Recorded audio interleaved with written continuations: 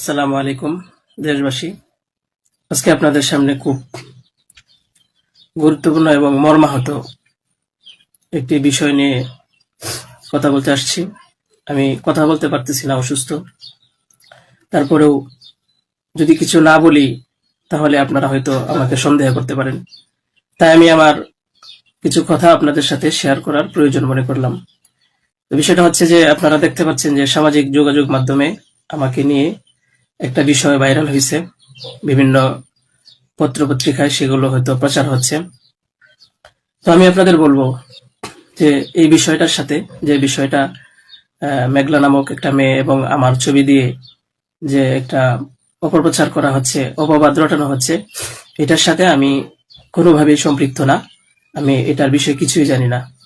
আমি যদি বলি তাহলে বলবো যে এই মেয়েটা আমাদের এখানে পড়াশোনা করেছে, গত বছর পড়েছে এবং এর আগের বছরও পড়েছে। তো এর আগের বছর পূর্ণ বছর পড়াশোনা করার পরে সে আমাদের মাদ্রাসা থেকে চলে যায়। তো পরবর্তী বছর যখন মাদ্রাসা শুরু হলো তখন আমরা খোঁজ নিয়ে জানতে পারলাম যে কে কে আসে নাই। তো যারা যারা আসছে না তাদের মধ্যে সেও একজন ছিল, যে সে এখান থেকে চলে গেছে অন্য কোথাও। তো খবর নিয়ে জানতে পারলাম সে ঢাকা চলে গেছে, তার বাবা মার সাথে থাকে। বাবা মা সৎ বাবা, এবং মা অন্য কোথাও আগে বিয়ে বসছিল। তো বর্তমান যে বাবা আছে মেঘলা, তার মেয়ে না, বরং আগের বাবার মেয়ে সে। তো সে যখন ঢাকায় চলে গেল আমরা শুনলাম, তখন আমরা কিছু বলি নাই, ঠিক আছে, ঢাকায় তো পড়াশোনা বেশি হয়, তাহলে পড়ুক।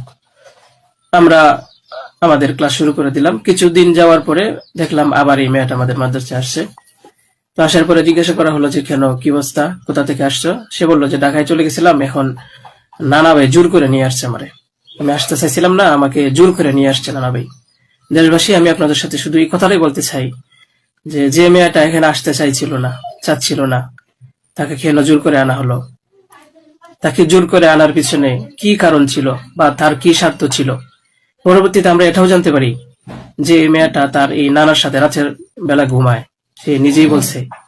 কেন বলছে? যখন আমরা জিজ্ঞাসা করলাম যে তুমি হিজাব পরো না, অন্য মেয়েরা হিজাব পরে, তুমি বুরকা পরো না, অন্য মেয়েরা বুরকা পরে, কারণ তার চলাফেরা সম্পূর্ণ আলাদা ছিল। আপনারা চাইলে গ্রামে গিয়ে মাদ্রাসার ছাত্রছাত্রী যারা আছে তাদের সাথে কথা বলে দেখতে পারেন যে সে সম্পূর্ণ আলাদা ছিল।